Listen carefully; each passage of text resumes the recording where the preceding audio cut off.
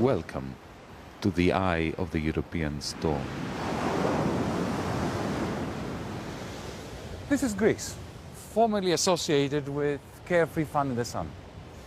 But more recently, the skies have darkened, and we are now being told that this place is threatening to bring down with it the whole of the European continent.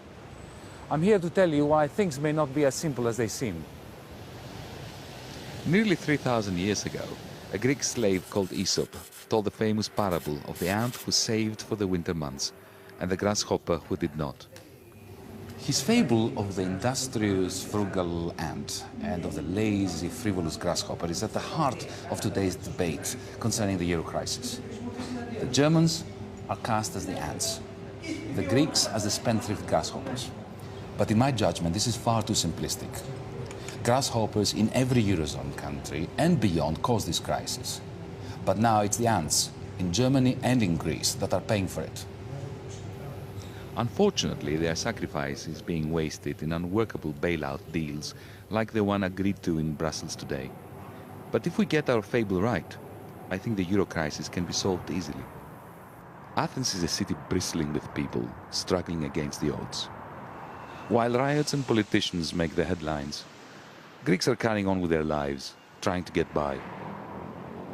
Depression is in the air, on the streets, in the graffiti that covers the walls. But in typical Greek fashion, it's mixed with defiance. Shops are closing every day, and the ones that are hanging on have no customers. No one can afford anything. Τώρα δύσκολο. Πάρα πολύ δύσκολο, παρόλο που δουλεύουμε πάρα πολύ και περισσότερο, αλλά τα πράγματα ναι, δεν αγοράζουν όπως παλιά, γίνουν δύσκολο. Prices are high despite the recession, and it's not as if matters were better before the crisis. When the euro came in, the price of basic goods skyrocketed. Meanwhile, there was a massive reduction in interest rates and a fall in the price of luxury goods. This meant that the rich had a bonanza, but the poor struggled more than ever. Anthula has worked for years in my university department, cleaning the offices of colleagues who have been ministers, heads of banks, powerful people. Her monthly salary of 850 euros is now 600 and falling. And the bills keep piling up. Her father has Alzheimer's and she has to pay for his care. Last year her mother died. Εκεί είχα τραγικό πρόβλημα. Τραγικό όμως πρόβλημα. Αφού συνονοήσε με το γραφείο κηδιών και πάλι βρήκα τρόπο με το κεφάλι κάτω, αλλά έπρεπε να το αντιμετωπίσω. Τι θα έκανα. Εργάζομαι στο πανεπιστήμιο με οικονομολόγους, με μεγάλα κεφάλια, ένα από αυτά είσαι και εσύ. Βρείτε τη λύση. Δηλαδή κάντε κάτι, δηλαδή δεν είναι μόνο τα βιβλία. The lights are literally going out in our cities. Families have to live without electricity. There are more homeless on the streets, and suicides are on the rise. Christos Kavathas is in a different boat. He returned to Greece after working for financial giants like Goldman Sachs on Wall Street. He built this magnificent house on exquisite ancient ruins. He says recessions are like a natural phenomenon.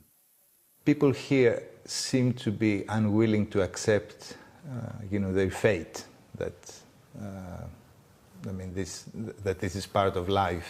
Christos is a conundrum. He says he believes the rich must pay more tax and feels sorry for the overburdened poor. But he also thinks they have choices. The ones that choose to work for 300 euros a month for the rest of their lives, they'll probably be always poor.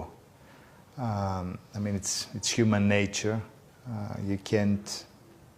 The strong will do well, the not so strong will not do well.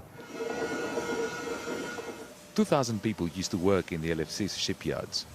Now, after 1,300 of them were laid off, the remaining workers strive to maintain pride in their thinning work.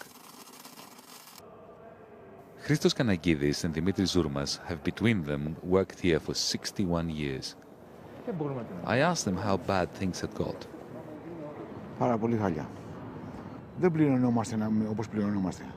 Γιατί πληρωνόμαστε με έναντι. Εδώ και 6 μήνες. Εδώ και 6 μήνες δεν έχετε πληρωθεί. Εδώ και 6 μήνες Μας χρωστάει η εταιρεία.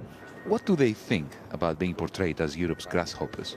Λοιπόν, καταρχήν είναι προσβλητικό αυτό. Δεν ανεχόμαστε τέτοιου είδους χαρακτηρισμούς. Το ότι προσπαθούν να μας κάνουν τζιτζικές, αλλά εμείς έχουμε αρκετές αντοχές, θα επιβιώσουμε και θα τους αποδείξουμε ότι είμαστε τα μυρμήγκια. The Greek people are angry and they are disillusioned.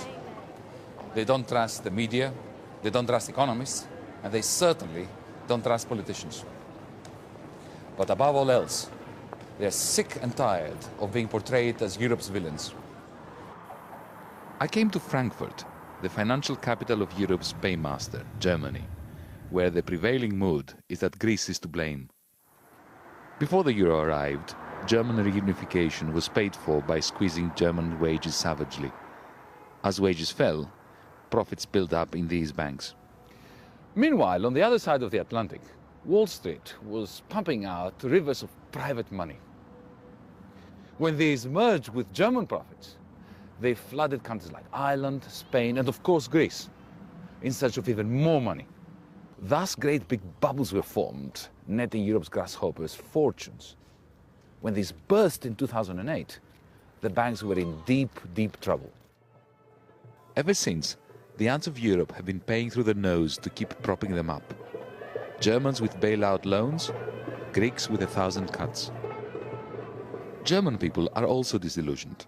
I met Clemens, who works for a taxpayers association, and Jesse, an unemployed car mechanic. Warum hat das Land überhaupt die Schulden und bei wem hat es die Schulden überhaupt? Ja? Also wen helfen wir? Helfen wir den Leuten, den Menschen da unten, ja? Oder helfen wir den Banken? Ja? Was mich persönlich aufregt, ist, dass als Griechenland Mitglied wurde in diesem europäischen Währungseinheit. German banks are central to the euro crisis. So I spoke to one of their chief economists who wants Greece out.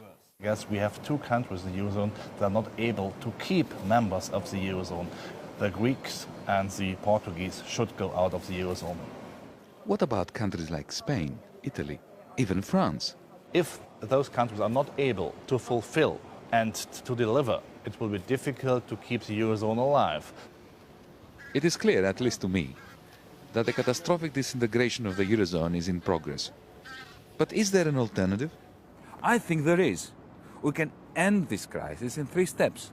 First, we need to unify Europe's banking sector and recapitalize its banks forcefully.